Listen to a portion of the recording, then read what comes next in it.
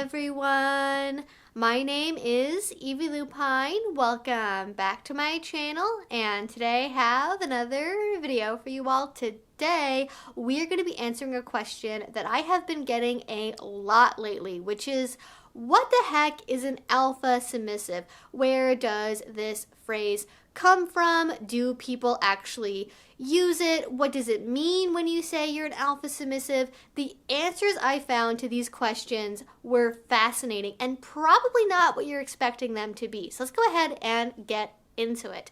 First of all, I do want to note that the mere existence of the term alpha submissive is very contentious. I noticed in my research there was a spike of blog articles around 2016 from people lamenting the rise of the alpha submissive on FetLife and Tumblr, and it really seems to have stuck around. Now, when you think about the word alpha just by itself, not with submissive at the end, there are some negative associations that can come up, courtesy of a long debunked study on wolf behavior and social structure that for some reason a bunch of guys went, we can turn this into a way to categorize each other and make each other feel bad based on an arbitrary set of personality characteristics that we're going to imply are unchangeable.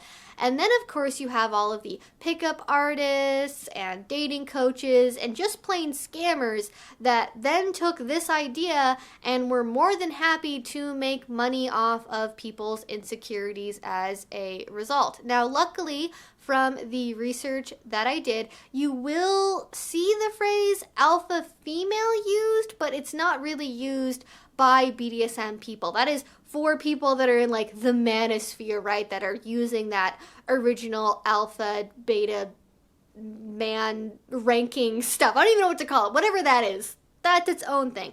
The BDSM world seems to have actually taken sort of the idea of alpha, but not really all of those other connotations alongside of it, thankfully. Now, when you actually look at where this term came from, there are two different popular theories for why we have the phrase alpha submissive and who it applies to. So number one is that in the BDSM world, we have something called leather households, which are a more traditional way of having a multi-partner BDSM structure. And when those people are together and living together in real life, there can be a hierarchy that forms between the dominant partner and their multiple submissive partners. The submissive partner that is the most experienced or the oldest or who has been around the longest can have some additional things that they do for the household. They can be more responsible for the day-to-day household management and also act as a mentor to the newer and younger submissives. And also, they can retain that title of alpha submissive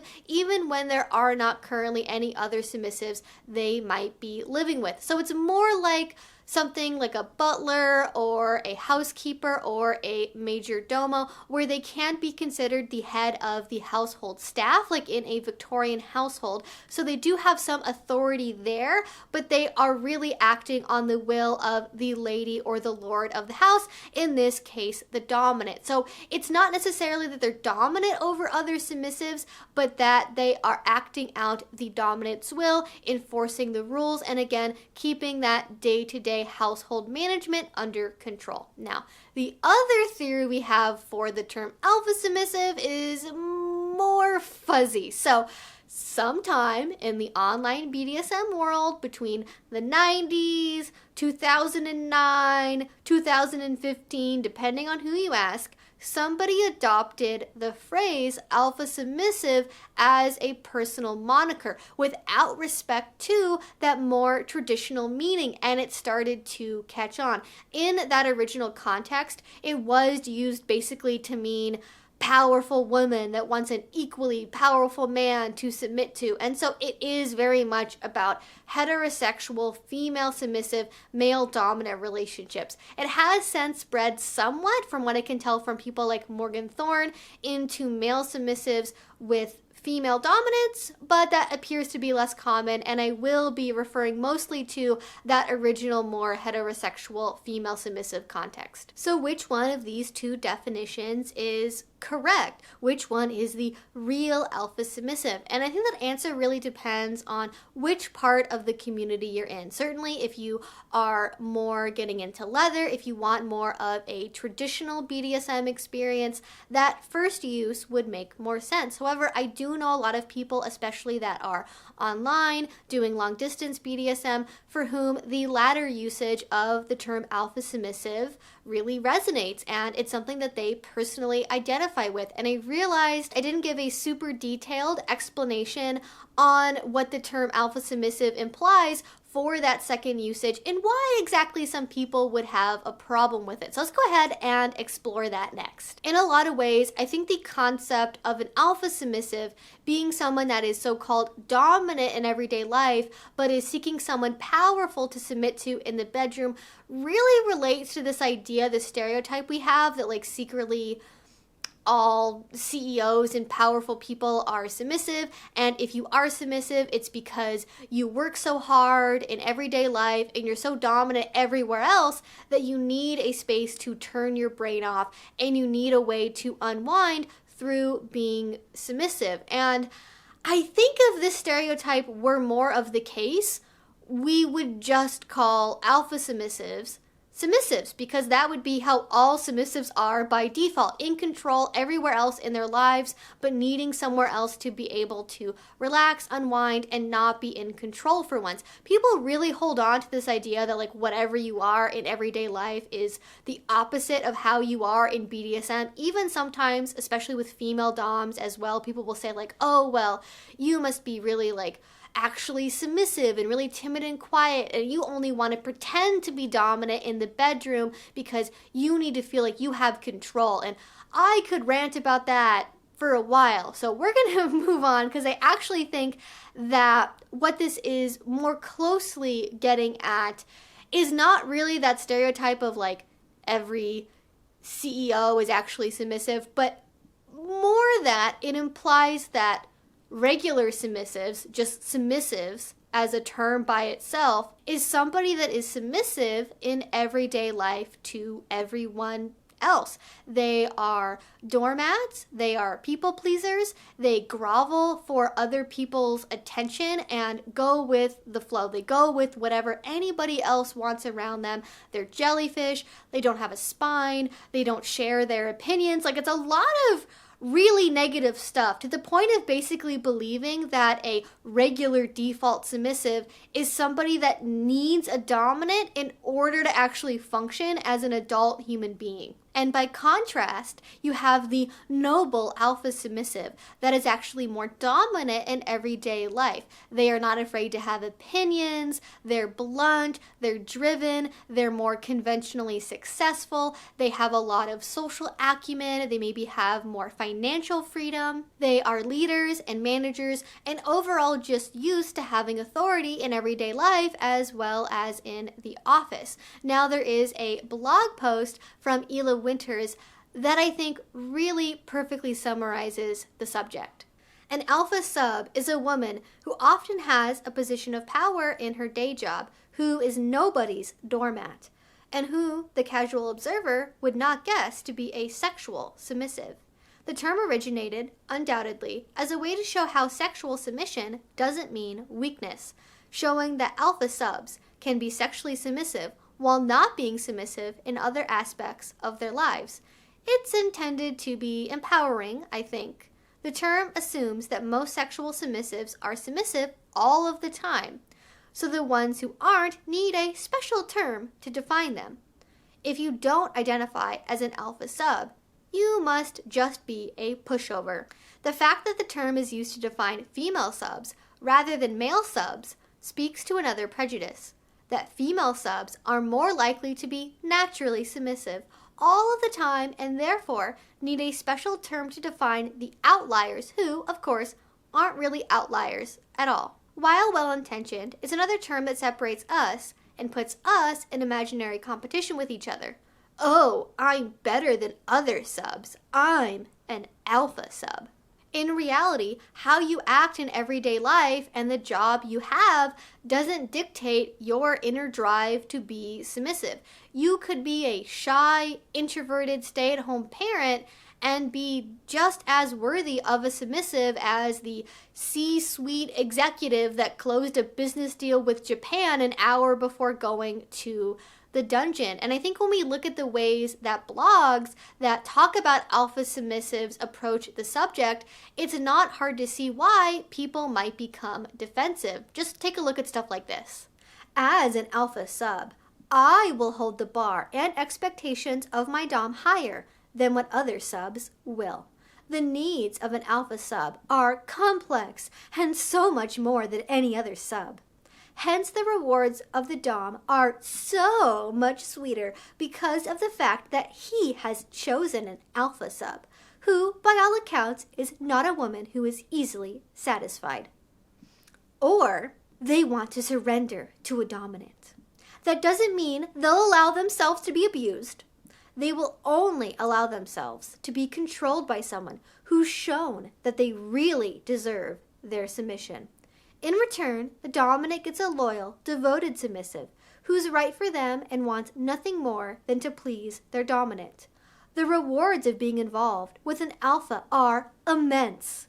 If you can break through that tough outer shell and break down the walls, you will find a fascinating, intelligent, sensual, loving, passionate, and loyal submissive that will be everything you've ever dreamed of and much more, because alphas and the dominants they're attracted to are usually highly intelligent.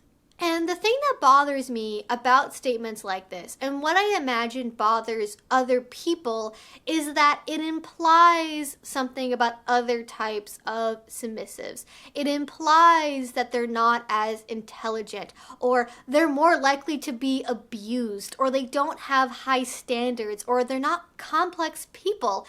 And so oftentimes you see alpha submissive used not really as a way to describe how people are and how they want to do their BDSM, but rather as a way to have sort of not like other girls jabs at other types of submissives to put themselves up instead, which doesn't exactly seem very alpha to me. And honestly, when I looked through all of these blogs and articles and videos and everything else I could find, I didn't really see a lot of things like describing how an alpha submissive behaves during a scene, or what they want from power exchange, or different types of play or punishments or rewards that an alpha submissive would find particularly motivating in the way that I would for somebody that is a little or with a brat. And so it can come across like the term alpha submissive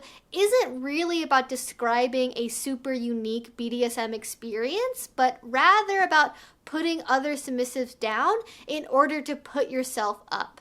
Instead, what you get is a lot of platitudes about wanting to find a worthy dom, or how much more tough they are to get to submit than other submissives. And I don't really think that's that true. Like, don't we all want to find worthy doms? And lots of us can have trouble finding our submission. It could be because of trauma or attachment issues, bad relationships, not being in touch with our emotions. It could be a lot of different reasons. And so it comes across like, again, it's not really about any individual unique experience, but more about trying to seem special. Now, that is my own opinion based on the research that I have done on this term, and I know that many of you will still enjoy using the term alpha submissive. And this video is not about belittling anyone that chooses to use the term alpha submissive or finds that term powerful. There are many other reasons you might want to use alpha submissive outside of what I've gone over in this video. And the really fun part about BDSM is ultimately the terminology you choose to use is between yourself and the people you actually engage in BDSM with. It's not up to some kind of BDSM committee. Now, I will say, for example, you might want to use the term alpha submissive if you are more part of leather culture or want to be part of a BDSM household. You might use it if you're more into alpha, beta, omega role play. I had a couple of people tell me that. It could be because you're into primal play. There are certainly other use cases for the term alpha submissive. However, especially if you are going to be using the term online or talking about it on Twitter or FetLife, I would really be cautious about how you go about talking about it, because it is potentially going to make some people agitated, but really it is ultimately up to you. And I do just want to remind people that regardless of how you come to your submission, there is no one better way to be a submissive, regardless of who you are, your personality, what title you have in the office, or how dominant or submissive you are in everyday life. And with that being said, those are all my thoughts about the term alpha submissive. I feel like this is likely going to be a contentious video because it kind of goes along with some of the thoughts I have about like gentle dom as well, which I could certainly revisit because it has been a couple of years since I have talked about that. But nevertheless, I would love to know what you all think about this in a comment down below. Do you use the term alpha submissive? How do you use it? Do you think it is perfectly fine? Do you think it has utility? Or do you think, no, it kind of seems like it's more about just insulting other people, or somewhere in between? This is a conversation, and I would love to know what you all think, again, in a comment down below. Now, if you have not already and you would like to, please do subscribe, because I make videos twice a week about all sorts of kink and BDSM related topics. And if you really enjoyed this, if you want to support what I do, the best way you can do that is with Patreon. A link to that will be down below. If you do already support over there, thank you so much. It means the absolute world to me. And until I see you all next time, I hope you have a great rest of your day and a great rest of your week. Bye-bye.